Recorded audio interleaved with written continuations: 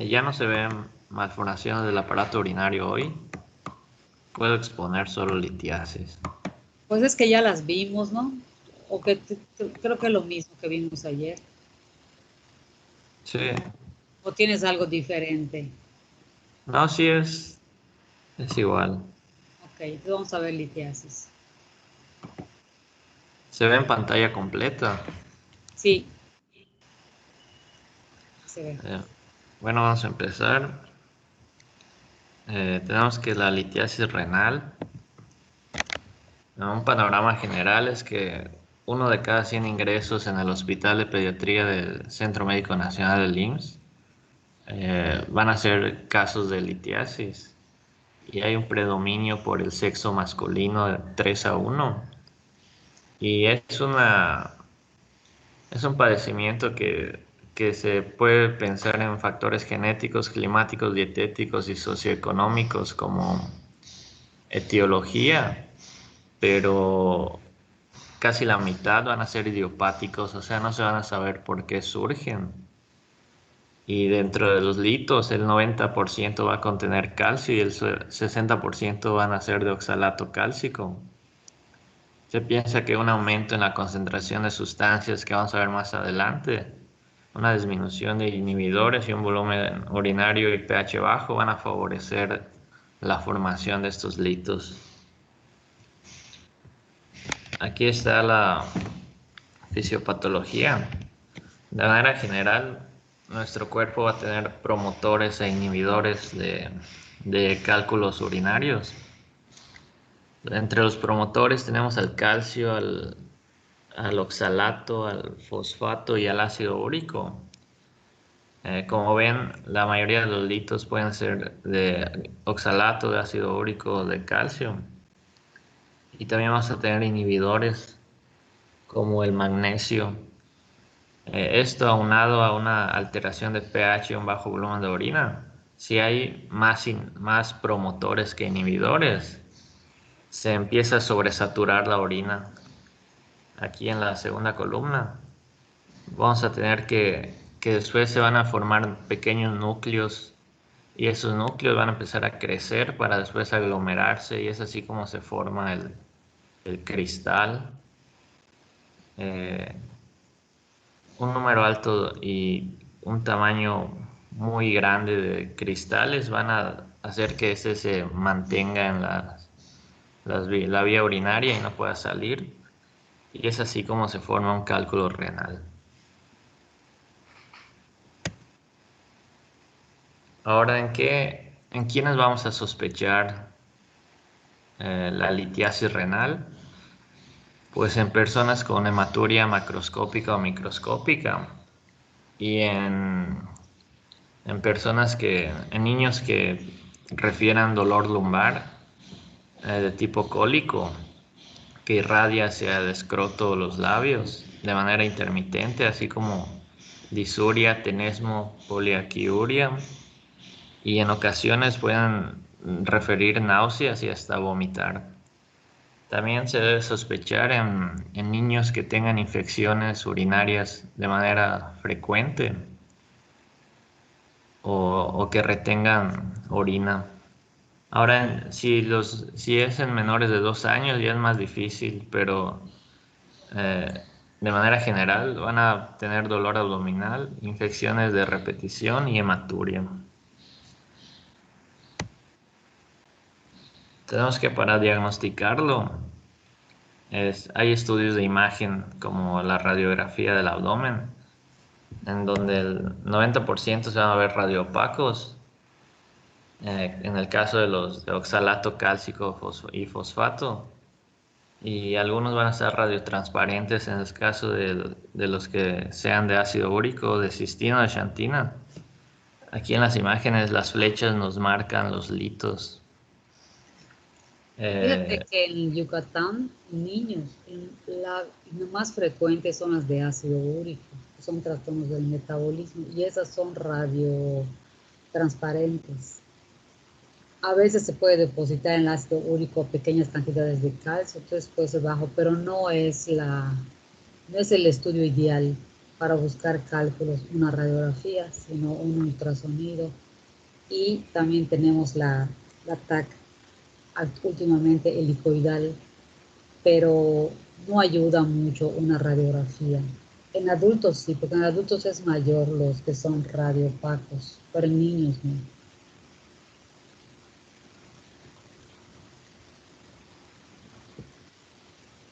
También tenemos que en los niños la causa va a ser casi siempre de origen metabólico, por lo que se recomienda hacer pruebas de laboratorio eh, que contengan los elementos del cuadro de aquí, por ejemplo, calcio, fósforo, ácido úrico, electrolitos, creatinina y fosfatasa alcalina. Y también se recomienda que ante la sospecha de litiasis en cualquier niño, solicitar estos estudios antes de hacer la referencia al especialista para de esta manera ganar tiempo. Sí, para pedir sus estudios también hay que investigar la dieta, ver que no tenga exceso. Por ejemplo, si tiene exceso de proteínas, no va a tener exceso de ácido úrico. O sea, ver que la dieta sea sin ningún exceso, para que se pueda ver que la excreción en exceso de eso no es resultado de la dieta, sino resultado del metabolismo innato del niño. Entonces, a veces piden orina de 24 horas para, aquí está, para aclaramiento de calcio, fosfato, salato, como lo tienes acá. Pero no es tan sencillo de decirle, usted va a ir y le van a tomar suero y orina, sino que hay que investigar la dieta y modificarla en lo posible para que no se alteren los resultados.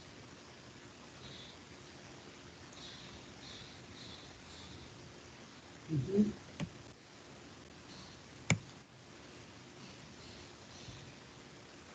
Aquí tenemos que una vez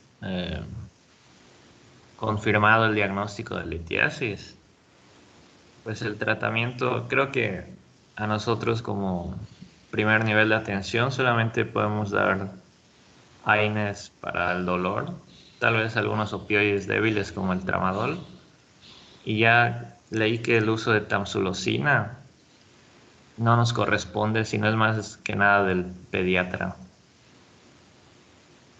También vamos a tener que se puede hacer litotripsia, una cirugía laparoscópica para extraer el lito, y se va a recomendar más que nada una abundante ingesta de líquidos, así como evitar la restricción del calcio. Tenemos que, dependiendo del- de la causa de la borolitiasis, por ejemplo, debido a una hipercalciuria, pues se recomienda la reducción de sodio en la dieta, así como dar tiacidas. Y el tratamiento de segunda línea sería el citrato potásico o fosfato neutro. Si la anomalía metabólica es debido a una hiperoxaluria, se debe ajustar el oxalato en la dieta, así como el citrato potásico, y evitar más que nada, leí que algunos cereales o la mayoría de los cereales son ricos en oxalato, así que se debería reducir el consumo. Si la aciduria es hipocítrica, pues se recomienda un tratamiento con citrato potásico y bicarbonato. Si es hiperuricosuria, ahí es donde se debe alcalinizar la orina y se recomienda en tratamiento de segunda línea el alopurinol. Y también si es cistinuria, se debe alcalinizar la orina y reducir el sodio en la dieta. Como ven, ayer estábamos viendo que algunas veces se ha indicado alcalinizar, pero bueno, como lo más frecuente acá es de las de ácido úrico en los niños. La alcalinización es lo que se hace, no la acidificación. Cuando la cistinuria igual se alcaliniza con citrato de potasio, perdón, con citrato de potasio o con bicarbonato de potasio. Y los pH elevados favorecen la formación de cálculos de fosfato de calcio y de estrubita, y en ese caso lo que se hace es acidificar la orina. Entonces, dependiendo de cómo sea el tipo de cálculo, se va a acidificar o a alcalinizar.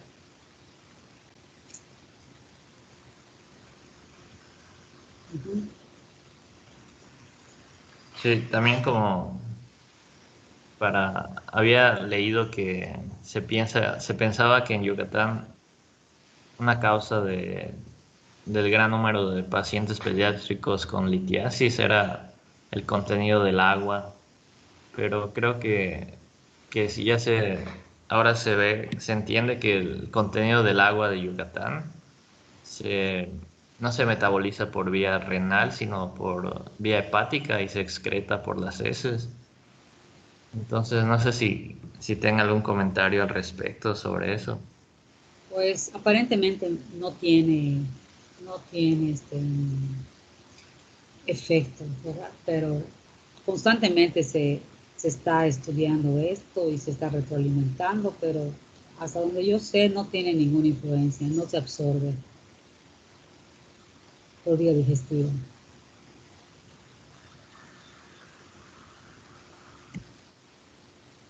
Pues bueno, pasamos a las preguntas. La complicación más frecuente, bueno, esa pregunta era sobre las malformaciones congénitas del aparato urinario. Entonces, no sé si se acuerdan cuál es la complicación más frecuente de la estenosis ureteral. Hidronefrosis. Sí, es correcto. La segunda pregunta es, ¿la tamsulosina se maneja en el primer nivel de atención para tratar litiasis? Sería Pues falso, ¿no? escuché que dijiste que no. Sí, es correcto. Y por último, el agua de la península de Yucatán favorece la litiasis renal debido a su alto contenido de calcio. ¿Verdadero o falso? Falso. Pasó. Efectivamente. Y ya sería todo. Ujú.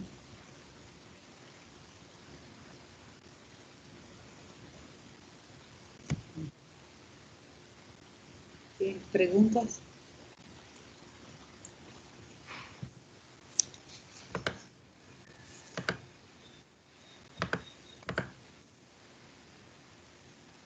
Disculpe, doctora, aprovechando porque creo que no me quedó muy claro. ¿En qué situación no se utilizaría la alcalinización de la orina como tratamiento o manejo?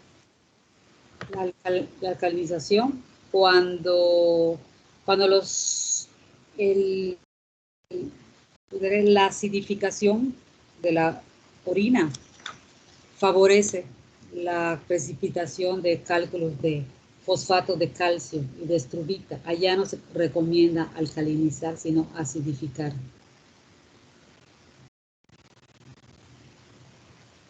Ok, doctora, muchas gracias. Y las de ácido úrico y las de cistina, sí, pues las de cistina son muy, muy raras en los niños, casi no se ve.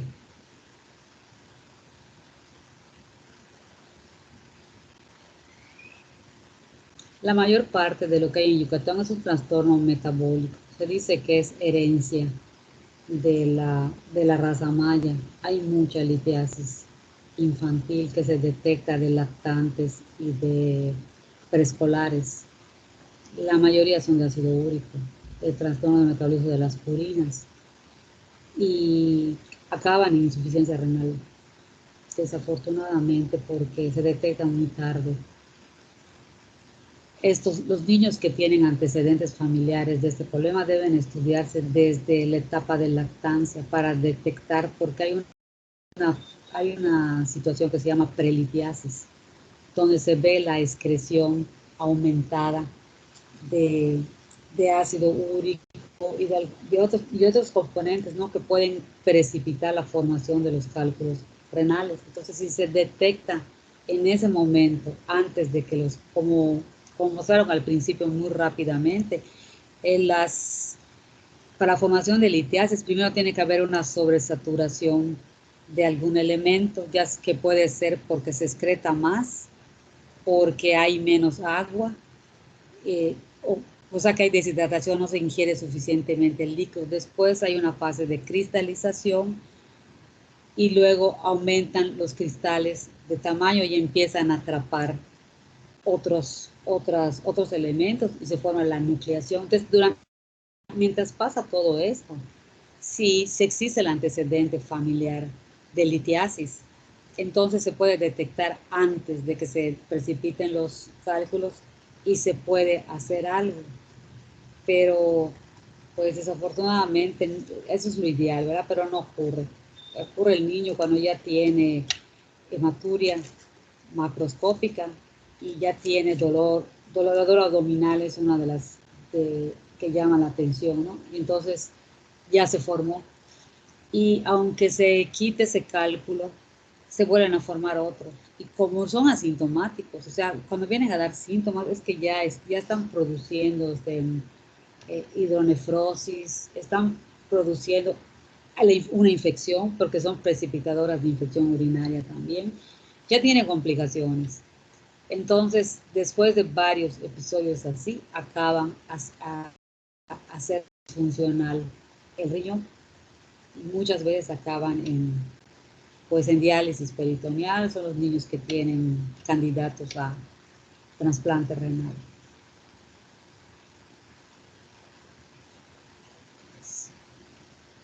Igual está interesante, muy interesante la nefrología. Hay muy pocos nefrólogos pediátricos en Mérida.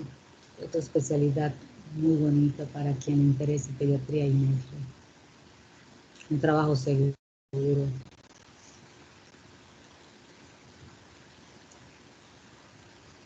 Bien, pues si no tiene más preguntas, continuamos con síndrome de Down.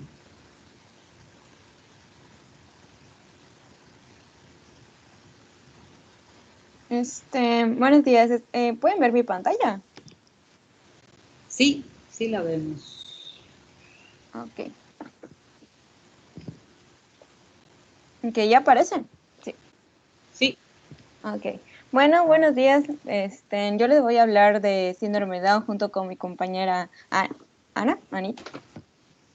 Y en sí, el síndrome de Down, también conocido como trisomía 21, es una anomalía cromosómica, es decir, una aneuploidía. O sea, estas aneuploidías se refieren si hay presencia o pérdida de cromosomas en el número diploide, es decir, en vez de tener 46, o sea, 46 cromosomas, 23 del juego materno y 23 del juego paterno, pues pueden tener 45 o tienen 47, por decir.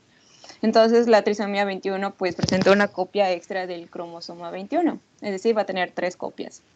Esta, pues, el síndrome de Down es la causa genética de discapacidad intelectual moderada, pues, congénita, pues, más común.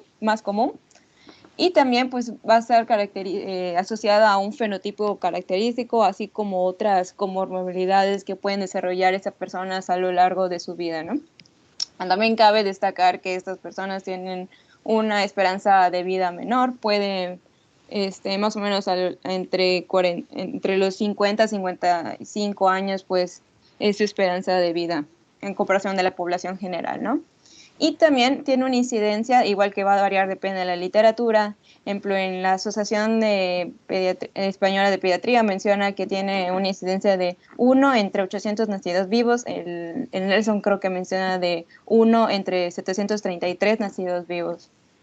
Pero igual, al menos en Nelson menciona que esta incidencia sería mayor si se consideraran los síndromes de Down desde la concepción. Sin embargo, pues gran cantidad se va a sufrir algún tipo de aborto espontáneo.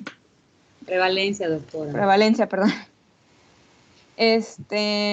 Y pues igual, según su etiología, el 95% se va a deber como tal a una trisomía simple o trisomía regular por la presencia de los 3 cromosomas 21. Y esto se va a deber a un defecto en los errores de la meiosis, es decir, a una no disyunción. Esto se refiere a la incapacidad de la separación de los cromosomas, principalmente de origen, de origen materno, en la meiosis 1. Luego, un menor porcentaje, el 4%, se debe a una translocación robertsoniana, que aquí en la parte de abajo aquí le ejemplifica de qué es una translocación robertsoniana, es decir, va a haber una ruptura de los cromosomas no homólogos acrocéntricos. Acrocéntricos se refiere a que el centrómero va a estar desplazado más hacia un extremo que estar más o menos en la línea media. Bueno, después de esta ruptura, estos cromosomas se van a fusionar, se van a reincorporar y van a dar lugar a la translocación robertsoniana. Esta translocación se puede dar entre los cromosomas 13, 14, 15, 21 y 22. Por ejemplo, el Nelson mencionaba estos como el 21, el 14, el 21 y el 22, o entre los propios cromosomas 21. Y esto es importante identificar si en el cariotipo, si se tiene esa translocación, es porque para investigar si es una translocación heredada o es una translocación pues de nuevo, ¿no? Porque si se encuentra que uno de los padres es portador de esas translocaciones, es muy probable que en un próximo embarazo pues tengan otro hijo con síndrome de Down. Y ya en un porcentaje mucho menor del 1%, van a ver un mosaicismo. Esto se refiere a que va a haber la presencia de más de 2 líneas celulares, es decir, creo que unas células van a estar normales y otras células van a tener la alteración. Es algo característico de los niños mosaico, que van a tener un fenotipo mucho más leve.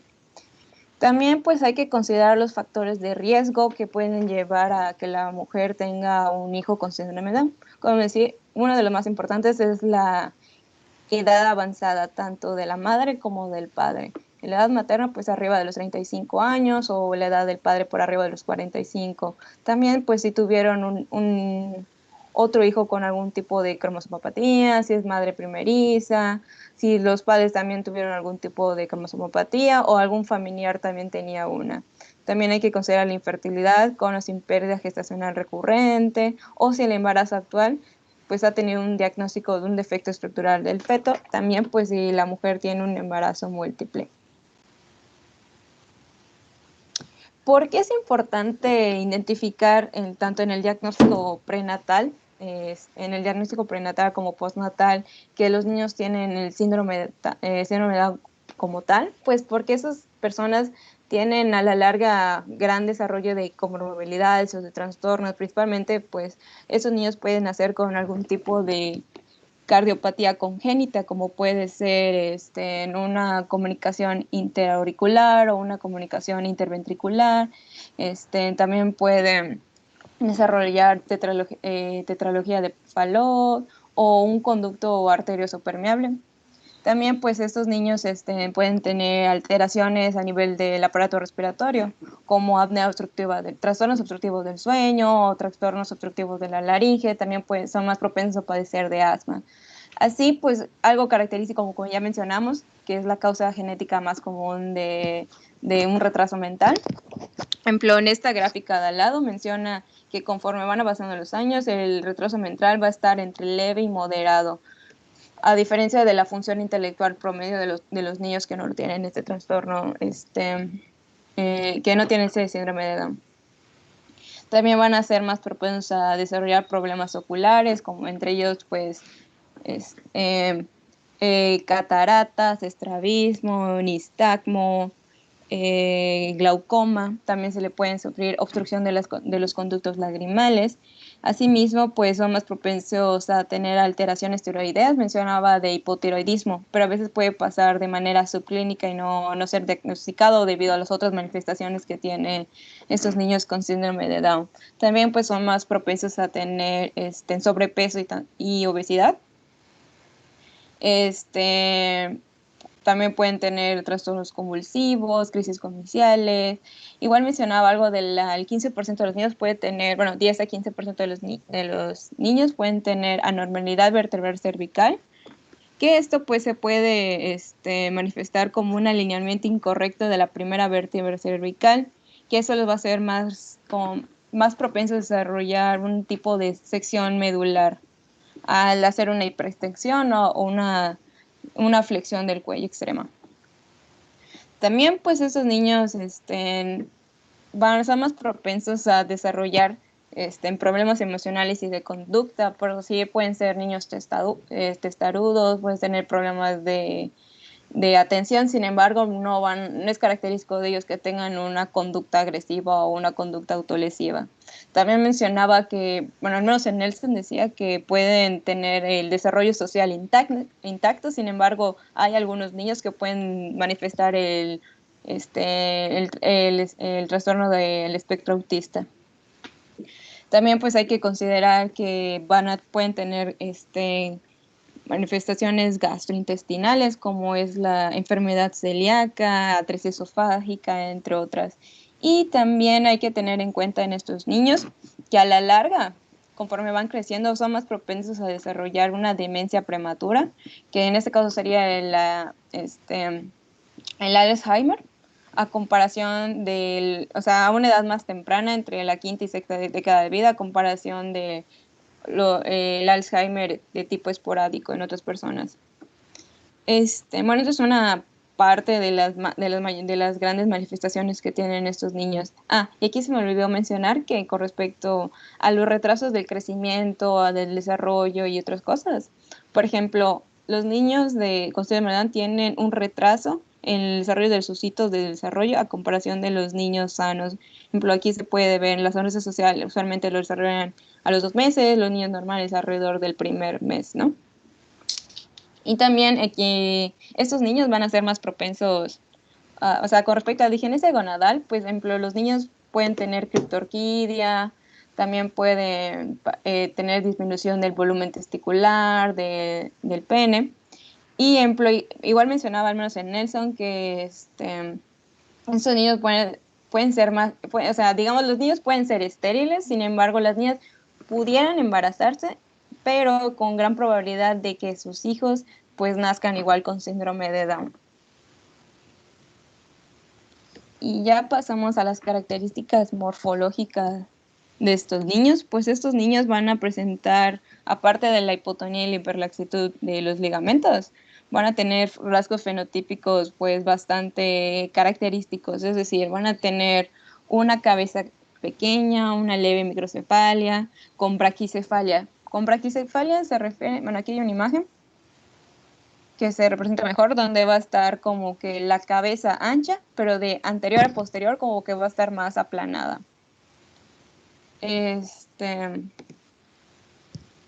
Igual, por ejemplo, van a tener, el cuello va a ser corto, igual mencionaba que en la parte posterior, si no me equivoco, tenían como ciertos pliegues cutáneos. A nivel de la cara, pues va a ser característico de ellos los ojos almendrados, con las fisuras palpebrales oblicuas hacia arriba. También a nivel de los ojos, como se ve en la imagen de abajo, en los ojitos de un niño con ojos azules, se va a ver unas manchas blancas, y estas son las manchas de Brushfield, que es decir que son como de coloraciones blanquecinas en la periferia del iris. También pues van a tener una cara redonda. Algo característico que a nivel van a tener un epicanto, es decir, como un pliegue cutáneo de piel que se va a extender desde el párpado superior hacia el canto interno. Aquí como se puede ver en la imagen de acá abajo.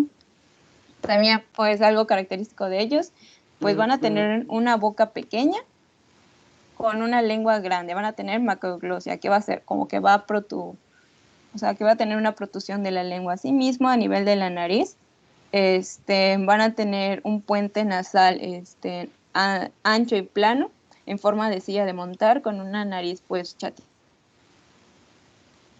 También a nivel de las extremidades, pues van a tener braquidactilia, es decir, como que no va a haber uniformidad entre las extensiones de los dedos, van a ser más cortos y más anchos, tanto de las manos como de los pies. Asimismo, pues pueden tener cliendodactilia, es decir, una deformidad, una desviación del dedo a nivel de... Y van a ser muy característicos de ellos que solo tengan un único pliegue palmar, es decir, o también llamado como surco simiano. Y a nivel del pie, es muy característico que hay una separación entre el primer y segundo dedo del pie, que esto se le conoce como el signo de la sandalia. Y pues igual van a haber ciertas manifestaciones cutáneas, como pueden presentar líbedos reticulares, como se puede ver en la imagen de abajo. Solamente Aquí, quiero agregarlo del cuello. Creo que dijiste que tiene unos pliegues ah, posteriores. No, bueno, que está más corto y ancho, y creo que había leído que tienen como unos pliegues. exactamente. Está ligeramente al lado, no tanto como el turner, pero ligeramente está al ladito en los lados. Y la clinodactilia, pues es el acortamiento de la segunda falange del dedo índice. Meñique, del último El dedo. meñique. Ahí lo ves. Entonces ahí ves la segunda falange, cómo está cortita, se ve claramente en tu figura. Sí. Bueno, aquí ya se puede ver otra imagen de las manchas de Bruchfield y aquí en la forma de la cabeza de la braquicefalia, o sea, ancha de los lados, pero corta de adelante hacia atrás. Y con la boca abierta, muy característica, y con la protrusión de la lengua. Ya con respecto al diagnóstico, pues puede ser tanto prenatal como postnatal. Aquí tengo unas gráficas, creo que son algunas compañeras de cursos pasados. Y aquí en el diagnóstico prenatal, pues hay que considerar, hay pruebas invasivas como no invasivas. Vamos, por ejemplo, las pruebas no invasivas, que es, hay que ofrecérselas a todas las mujeres que están independientes, embarazadas independientemente de su edad, ¿no? Bueno, al menos en el Nelson recomendaba que hay que realizarle todos estudios diagnósticos prenatales a todas las mujeres, a todas las mujeres se les debe ofrecer este cribado de síndrome de Down. Además de considerar la edad del materno, pues en el primer trimestre va a consistir tanto de métodos ecográficos como métodos bioquímicos. Entre los métodos ecográficos, pues menciona la translucencia nucal, que pues con una presencia de mayor o igual de 3 milímetros. De ahorita les voy a enseñar una imagen de cómo se ve. Y también otros marcadores ecográficos que pueden considerar como la presencia o ausencia o que está pequeño de un hueso nasal. También pues que hay un ducto venoso, el ángulo maxilofacial que se encuentre amplio. También si se hace un ecocardiograma, si no me equivoco, van a checar lo de la regurgitación tricúspida. Asimismo, entre los marcadores bioquímicos, pues se va a medir los niveles tanto de la gonadotropina corónica humana fracción beta y también de la proteína plasmática A, asociada al embarazo, que esta se va a encontrar baja. Ya a nivel del segundo trimestre se puede incluir tanto los métodos ecográficos, además de la translucencia nucal, otros como la longitud del húmero o del fémur, que se puede encontrar pues corto, creo que por debajo del percentil 5, asimismo se puede encontrar pilectasia bilateral, es decir, que hay una dilatación de la pelvis renal, un intestino hiperecoico, malformaciones, restricción de crecimiento. Y algo que menciona en el libro, que sí, es lo de el cribado el cribado cuádruple más que el triple, porque va a ayudar a detectar mayores casos de hasta el 80% de los casos de síndrome de Down. Y pues eso ya va a incluir la gonadotropina coriónica, el estriol no conjugado, la alfa-fetoproteína y también la inhibina. Ahora, entre las pruebas invasivas, pues entre el primer trimestre, pues mencionaba las vellosidades coriónicas y del segundo trimestre, pues ya son la amniocentesis o la cordocentesis. Pero aquí, doctora, tengo una pregunta. En el ámbito hospitalario, realmente no recurren tanto a las invasivas, ¿no? No se recurren, porque pueden provocar parto prematuro. Y prefieren esperar hasta que el niño nazca. Entonces, Sí, porque las pruebas, el ultrasonido es bastante, o sea, si tienen el triple, el cribado y con las alteraciones del ecográfico, tiene una alta probabilidad de que se lo tengan. Entonces no es necesario pasar a las pruebas invasivas. Y En pues los aquí mosaicos que hay poca penetrancia es donde hay más duda, ¿no? Porque hay que sí, como que no, pero pues son los menos graves, son los que van a nacer mejor. El clásico Down se puede sospechar altamente con las pruebas no invasivas.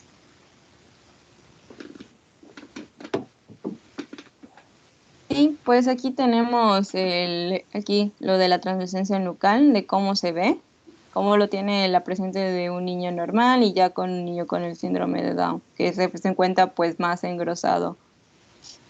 También se llama translucencia nucal o rigidez nucal, si no me equivoco, ¿no? No. ¿Sí? Sí, es la misma que tienes en tu foto de los dos lados. Sí. Y pues igual acá se puede ver lo de el hueso nasal, el ángulo frontomaxilar que se encuentra amplio, el ductus venoso y la válvula tricuspide. Y ya en el diagnóstico postnatal, pues hay que considerar principalmente los criterios de Hall, que son estos 10, y con respecto al el resultado que obtengamos, pues ya vamos a tener una sospecha o vamos a tener un diagnóstico. Entre los criterios de Hall, pues son el perfil facial plano, si tiene un reflujo del moro disminuido, si el niño está hipotónico o tiene hiperlaxitud, también si tiene piel redundante en la nuca, la presencia de fisuras palpebrales oblicuas hacia arriba, como los ojitos chinitos. También si tiene problemas de cadera, la clinodactilia, como mencionó la doctora del quinto dedo. También la presencia de alteraciones morfológicas de los pabellones auriculares y la presencia del surco simiano, o el pliegue palmar transverso único. Con respecto a a los puntajes que obtengamos, por decir, si tiene un 4 de 10 puntos, ya tenemos una sospecha, pero alrededor de 6 a 10 puntos ya tenemos un diagnóstico clínico, que eso pues al final se puede confirmar con la recesión de los cariotipos, es decir, observar todo o sea, el mapa cromosómico de la persona. Y ya, para eso es importante, pues para identificar en sí si tiene una translocación, que como ya mencioné antes, pues es para investigar si es una translocación heredada o nueva, para ver si hay que realizar este estudio igual a los padres para determinar si alguno de ellos es portador, porque pues el mayor riesgo de tener en un futuro embarazo otro hijo con síndrome de Down. Y pues otras exploraciones complementarias, que eso se tiene que ver bastante con lo que mencioné al principio, de que esos niños tienen mayores, o sea, son más propensos a tener mayores comorbilidades, pues estas pueden ser, por ejemplo, pues a nivel cardiovascular se le puede hacer un electrocardiograma o un ecocardiograma, pues al nacer, ¿no? Ejemplo, pues para ver en defecto en los cojines endocárdicos, las comunicaciones interventriculares, interauriculares, pues ya en el adulto, pues pueden ver si tiene desarrollo de valvulopatías adquiridas. También a nivel auditivo se puede hacer estudios de potenciales evocados o emisiones, que igual son como evaluar la transmisión eléctrica. No, doctor, no, aquí no me acuerdo muy bien cómo era esta parte. Y estos niños pues son más propensos a desarrollar hipoacusia. A nivel gastrointestinal se le puede pues realizar en una radiografía. Por ejemplo, pues como ya mencionaba, pues igual son más propensos a desarrollar enfermedades celíacas, atresia esofágica, duodenales, malrotación, fístulas, enfermedad de Hirschsprung. Y en el nivel urogenital, pues pueden desarrollar criptorquidia. A nivel oftalmológico, pues ya igual hay que tener una evaluación con el oftalmólogo, ya sea al nacer o a los 6 meses, o hacerlo cada año, porque pues era más propenso a desarrollar cataratas, glaucoma, y pues hay que tener en cuenta si vemos en la exploración las manchas de Brushfield. También pues es muy común, al menos en el 50%, que tengan errores de refracción. A nivel de músculo esquelético, como ya dije, pues son más propensos a tener a ciertas alteraciones a nivel de displasias de la cadera, que eso se puede evaluar con las maniobras de Barlow y Ortolani. Y a nivel hematológico, creo que no había mencionado que esos niños son más propensos a desarrollar leucemia, síndromes mielodisplásicos, leucemias mieloblásticas o leucemias linfoblásticas, creo que precisamente leucemias linfoblásticas. y pues hay que pedirle un VH pues para estar monitoreando esta parte. Y pues a nivel neurológico, como ya hemos dicho, pues son más propensos a desarrollar Alzheimer cuando estén más grandes, demencia igual cuando estén más grandes, problemas a nivel social por presentar trastornos del espectro autista. Y ya mi compañera les va a hablar más de el seguimiento de estos niños.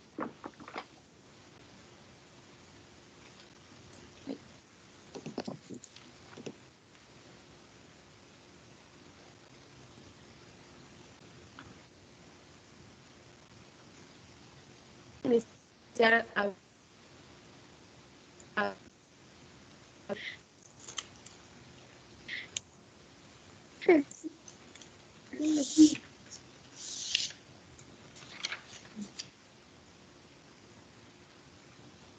Bueno, ya. Bueno, en este cuenta todas las patologías, ciertos controles, como es el cribado a lo largo de la vida del niño. Esto va ya a ciertas acciones que pueden tener. Un ejemplo de esto es el hecho de que al menos el 15% de los niños tengan la primera vértebra cervical, como es la C1, y esto puede causar riesgo de hiperextensión o flexión extrema del cuello, por lo que si un niño con síndrome de Down quiere practicar lo que es deporte o o quisiera participar en estos tipos de ejercicios, sería necesario hacer una exploración radiológica para verificar cómo se encuentra la C1 y evitar una futura lesión. Otra cosa importante, como ya vimos, es la cardiopatía congénita, que igual se presenta en los niños. Hay un riesgo del 50% de tenerla. Entonces, esto se debió hacer el diagnóstico al momento del nacimiento para verificar si tiene riesgo o no, pero en caso de que encontremos a un niño que no se le haya hecho un estudio ecográfico, será necesario hacerlo o repetirlo para poder realizar prevención o tratamiento si es necesario. Otra afección importante es que, como ya vimos, algo característico es el retraso mental o afectaciones psicológicas que tienen los niños, y entonces ellos tienen dificultades para socializar, dificultades en el habla, de comprensión, son testarudos. Entonces es necesario también un apoyo psicológico, una intervención educativa y conductual o farmacológica, si es necesario, como ejemplo el caso de depresión u otra afección psicológica. Y pues en esta tabla pues tenemos el listado de las otras afecciones comunes que los niños pueden presentar, y pues básicamente hacer el cribado, por ejemplo, de lo que es la hipoacusia en los niños, que igual es muy frecuente encontrarlo. Por ejemplo, al nacer a los 3 meses o a los 6 meses o hasta los 3 años, hay que ver y detectando si lo padecen o no para realizar ciertas intervenciones. Por eso es necesario que los niños lleven un control a lo largo de su vida para verificar cómo están creciendo. Puedes pasar a la siguiente. Gracias. Ahora bien, vamos a pasar a la parte de consejo genético. Bueno, antes de empezar esta, quiero saber si no tienen preguntas del síndrome de Down. Creo que no. Entonces, continúa. Bueno, sí. Ahora vamos a pasar a la parte del consejo genético. ¿Qué es ¿Qué son los consejeros genéticos? Bueno, ellos van a ser profesionales capacitados para el asesoramiento y la ciencia genética, en el que se apoyan y son un apoyo para los especialistas, porque ellos se van a encargar de orientar a las familias y a los especialistas sobre ciertos padecimientos que pueden ocurrir en los niños. Mayormente esto lo vemos en el ámbito prenatal. Es una indicación muy común para dar asesoría genética, ya que se puede estimar la recurrencia de tener un hijo con alguna afección. Claro, si tiene antecedentes familiares que puedan predisponer a alguna afección. Entonces, una vez sabiendo que tiene una alta probabilidad de tener alguna afección genética, el niño pues hay que discutir ciertas opciones de manejo, tratamiento que estarán disponibles en ese momento. Y si es algo muy de índole mayor, podría proporcionarse lo que es la intervención fetal o algún manejo perinatal. En cuanto a la comunicación que se le debe dar a la familia, pues también vamos a tener en cuenta que la información depende de la urgencia que se vaya a presentar. Por ejemplo, en caso de que haya un diagnóstico prenatal o que ya se haya evaluado que hay alguna anomalía congénita, enfermedad, al momento del embarazo, hay que dar información inmediata o imperiosa. ¿Por qué? Porque se tienen que tomar, o sea, los familiares van a tener que tomar decisiones acerca de si hay que intervenir o no lo que el embarazo, sé que en caso de alguna anomalía fetal o si causa, o los médicos tendrán que tomar alguna decisión si causa afectación hacia la madre.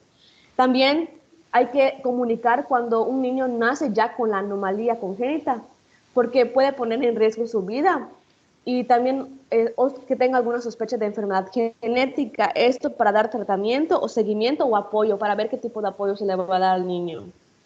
Y también cuando hay una preocupación por alguna condición genética que pueda afectar la vida, ejemplo, que haya algún adolescente o adulto joven que tenga antecedentes familiares de algún trastorno, por ejemplo, estamos viendo ahora síndrome de Down, pues podría ser también factor de riesgo para su futura descendencia.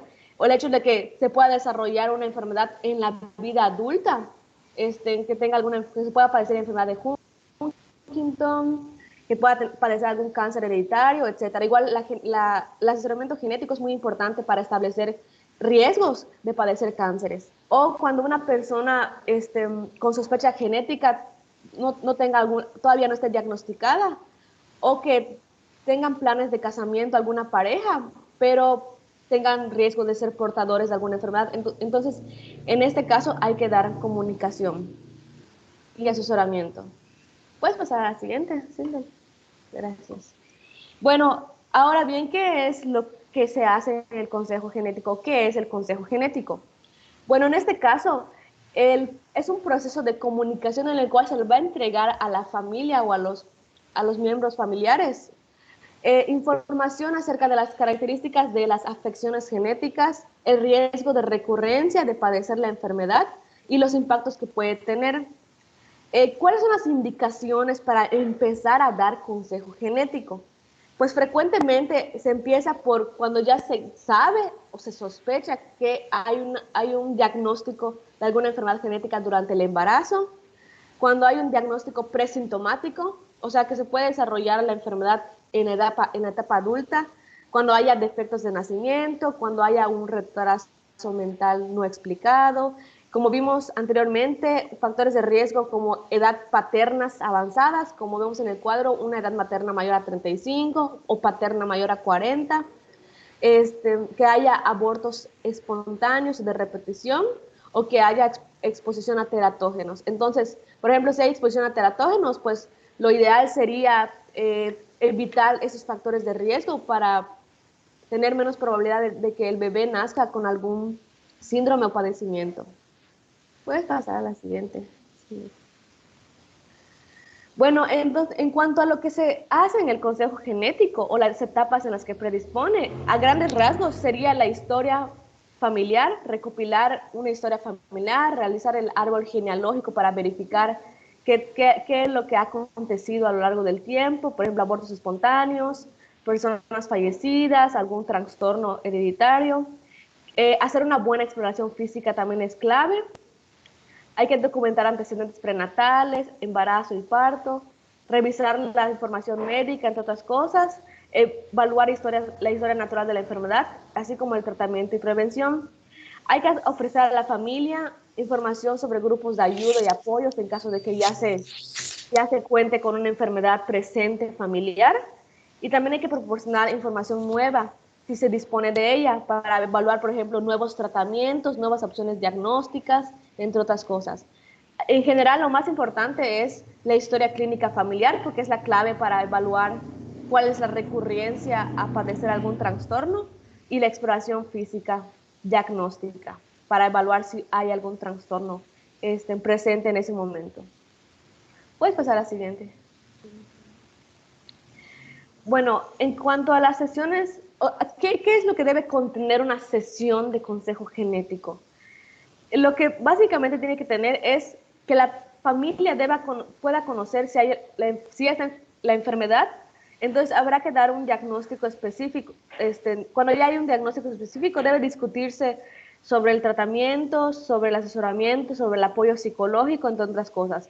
Pero tenemos que tomar en cuenta que muchas veces el conocimiento del diagnóstico no puede ser concreto. A veces hay que decir a los familiares que existen limitaciones y en caso de no tener un diagnóstico concreto, pero sí tener indicios de alguna enfermedad, se pueden dar diagnósticos diferenciales o en su caso puede haber alguna probabilidad de algún síntoma o signo, algún signo que pueda ser aislado, por ejemplo, el labio leporino, el paladar hendido, que pueden ser indicios de alguna enfermedad o pueden ser aislados. Asimismo, la historia natural de la enfermedad, porque los pacientes van a querer saber cómo va a ser el proceso de adaptación una vez que si decidieron tener a su bebé, cuáles son los problemas que van a enfrentar. Entonces hay que asesorar sobre el posible tratamiento, el pronóstico que tendrá, entre otras cosas. Asimismo, los aspectos genéticos de la enfermedad y riesgo de recurrencia. Algo muy importante es el riesgo de recurrencia, porque si ya evaluamos que, por ejemplo, en la enfermedad de Huntington, que es muy frecuente o es muy probable que cuando vayan a crecer en la etapa adulta se presente esta enfermedad, pues tendrán que tomar en cuenta los familiares, decidir si continúan con su embarazo o pueden optar por otras opciones, por ejemplo, por inseminación artificial, por la adopción, entre otras cosas. También tenemos lo que es el diagnóstico prenatal y prevención. Es muy importante el diagnóstico prenatal porque ya vimos si se requiere alguna intervención en el embarazo. Y pues entre otras cosas, el apoyo psicológico es muy importante, como grupos de ayuda, entre otros.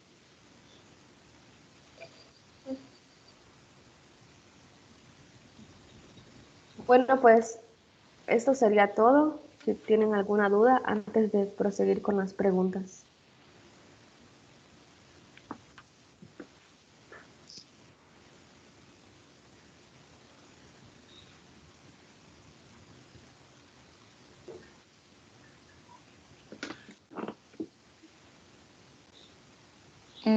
Pues creo que proseguimos con las preguntas. Bueno, no estoy viendo las manitas. El que quiera responder, pues abre su micrófono. Mencionen 3 factores de riesgo para tener un hijo con síndrome de Down. Puede ser Responde. edad materna mayor de 35, que tenga un hijo con cromosomopatía, o sea, un hijo preyo, y madre primigesta, por ejemplo. Sí, está bien. El otro que habló quiere decir otros 3 o otros factores de riesgo. Creo que igual podría ser embarazo múltiple, creo que tenía que ser padres con alguna cromosopatía, o sea, y pues igual que tengan un embarazo actual con un defecto estructural del feto podría ser igual. Sí, está bien. Bueno, pero padre con cromosopatía, de padre con... Portadores. Ándale, portadores, aunque se vean normales. Eso se refiere a lo de la translocación robertsoniana. Sí. Número 2, ¿qué se evalúa en el cribado cuádruple que se hace en el segundo trimestre? O sea, ¿qué marcadores? Son marcadores de laboratorio como la gonadotropina crónica humana, que esté elevada, el estriol que esté bajo, la alfa-fetoproteína baja y la inhibina alta. Sí, está bien eso. Y ya en la tercera, por mi parte, en caso de encontrar una translocación robertsoniana, ¿qué se debe de hacer? ¿Qué es lo primero que deben hacer? Tamizaje al padre o madre portador. Sí, está bien. ¿Por qué? Porque es importante. Porque, o sea, el progenitor pues si tiene una translocación robertsoniana y entonces el hijo va a tener siempre un conteo cromosómico normal de 46 y con el fenotipo de síndrome de Down. Entonces habría que ver si el padre o la madre son portadores, que le hayan pasado ese error al hijo. Sí, está bien, pero la importancia es que la probabilidad, o sea, es muy alto el riesgo de que se repita, que tengan varios hijos, si es el primero con síndrome de Down, que los siguientes también tengan síndrome de Down. Porque aunque es la menos frecuente, pero es la que más frecuencia de repetición tiene.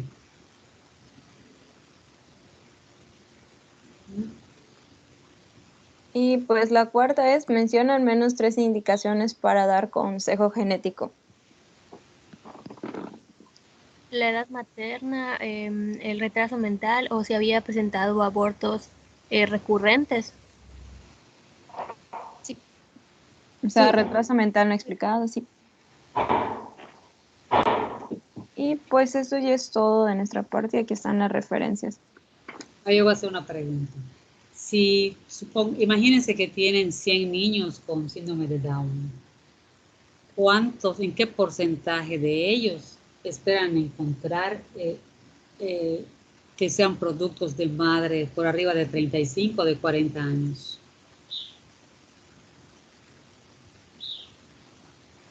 Es abierta. 20%, ¿no? Sí. ¿Por qué? 20 o menos. Porque pues los embarazos es mayor el número de embarazos es mayor en las mujeres jóvenes.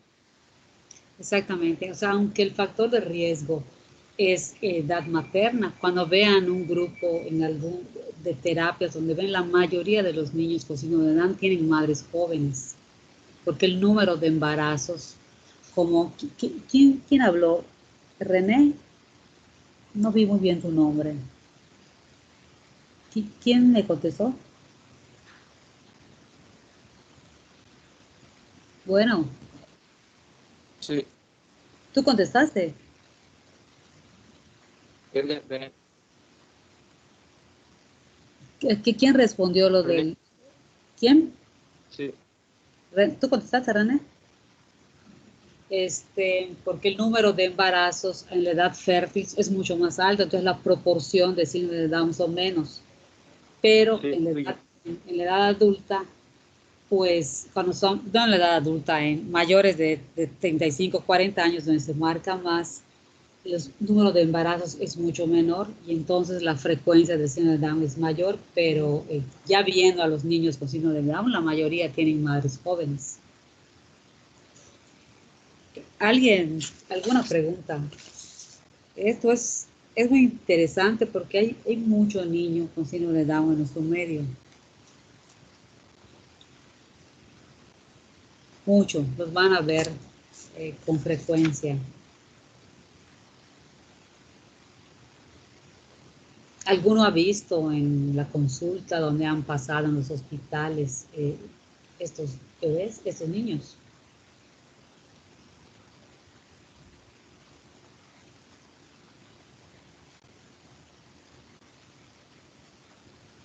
Sí, doctora. ¿Y qué Pues cuando estuve problema? en pediatría había un recién nacido con síndrome de Down. ¿Y qué problema tuvo?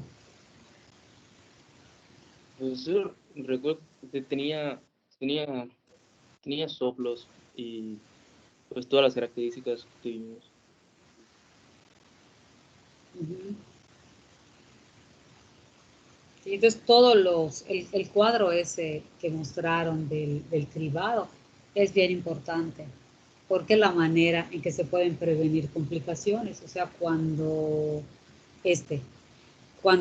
nace que se hace, o se revisa corazón. ¿Por qué? Porque la frecuencia de valvulopatías o de defectos del cierre de CIA, CIB, PCA son frecuentes en ellos. Entonces, o sea, todo este cribado es para adelantarnos, como ya se sabe que eso puede tener, es para adelantarnos y para poder manejarlos o tratarlos tempranamente. Por ejemplo, la leucemia es bastante frecuente y hay sus edades en las que no, aunque no tengan ninguna sintomatología, se debe de pedir, pero se llama cribado con antelación para detectar tempranamente, no que vengan a detectar la leucemia cuando ya está muy avanzada y sea poca esperanza de vida a los que le queda y más sufrimiento al familiar. Estos niños, aunque están con este problema, son niños muy, muy queridos en las familias, son muy, muy bien recibidos y muy, muy cuidados. Entonces, cuando sufren, pues sufre toda la familia. Bueno, como todo, como cualquier niño, ¿no? Pero con cualquier niño que se enferma, tenga o no tenga síndrome de Down. Pero aquí tenemos la ventaja que ya conocemos las principales patologías que presenta y podemos adelantarnos a sus diagnósticos y manejarlos tempranamente, que en otras enfermedades pues no se sabe. O sea, ustedes, que la mayoría pues son normales, pues no van a hacerse su cribado. O sea, me imagino que ustedes no van anualmente al cardiólogo ni van a que les hagan algo de, a ver si no tienen leucemia, nada de eso, ¿no? Pues se consideran normales, pero pues a lo mejor algún día se les detecta alguna enfermedad ya cuando ya tienen síntomas y es mucho más tardío, no sé si me explico. Entonces, en esta que ya se conocen, pues hay un tiempo para hacer este cribado y evitar complicaciones. Ojalá hubiera ese cribado para todos, ¿verdad? Para todas las patologías, ya hasta para los que no, pero pues no existen.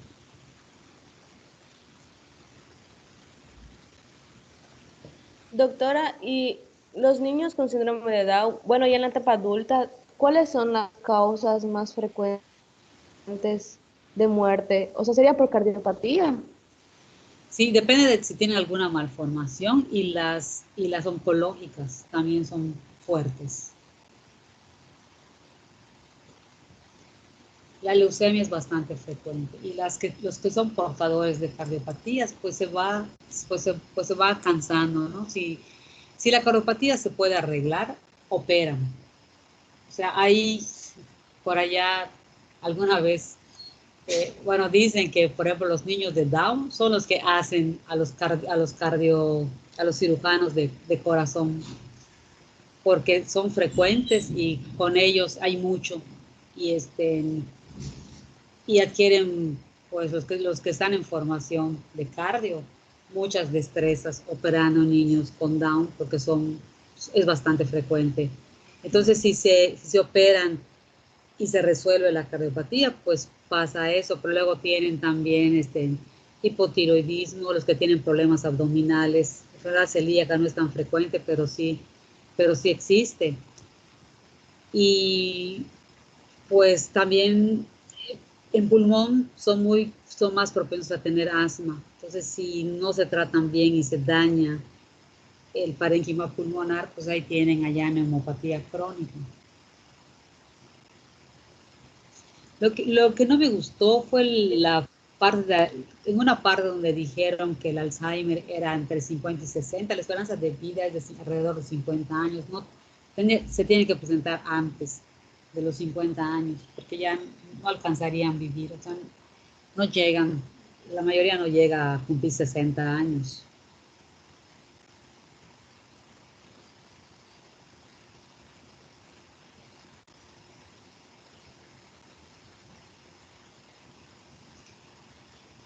Bueno, si no tiene más preguntas, podemos dejarlo acá.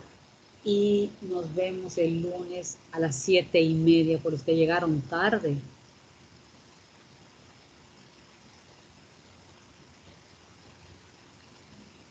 Ok, doctora, gracias. Y ya están enterados todos. ¿Tienen alguna con respecto al horario del lunes? Todo bien. ¿Sí? No quisiera si no quisiera que alguien entrara a las 11 y luego dijera que no se enteró. Quisiera que estén enterados todos. Que es a las 7:30, solamente el lunes. Ahorita les avisamos, doctora. Ok, perfecto. Muy bien. Entonces nos vemos el lunes a las 7:30. Hasta el lunes, doctora, gracias. Doctora, Hasta hasta luego, luego. doctora.